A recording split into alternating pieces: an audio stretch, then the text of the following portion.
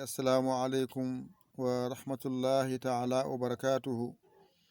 E bandiraɓe sehilaɓe jangguiyonkoɓe en garti e windande men hande noon eɗen janga ko wiyete ra koyngal.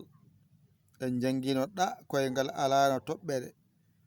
Hande noon toɓɓi ko ɗum saabi wiya ra koyngal, wadde ko ra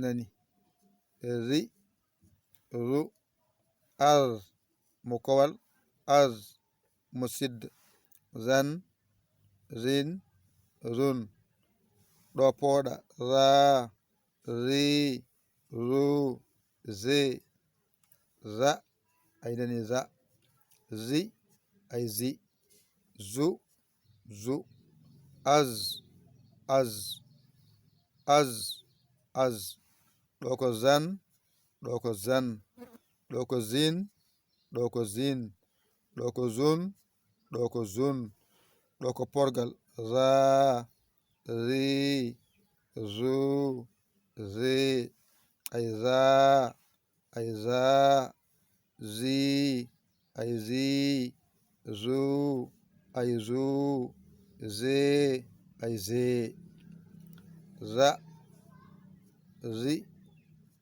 zu az kowal az mo sidda zan zin zun za zi zu ze. Alhamdulillah timmi. ƴettu kuɗol ma e karnema mbañitoɗa janga ɗigga a hoolaki hoorema ƴeewa camorɗoma ɗakkoɗa sara makko o walluma ha jiya lawol. Yo Allah wallu kadi yo Allah newnu ko musidɗo mon giɗo mon Yaya Ly Kolol Sénégal.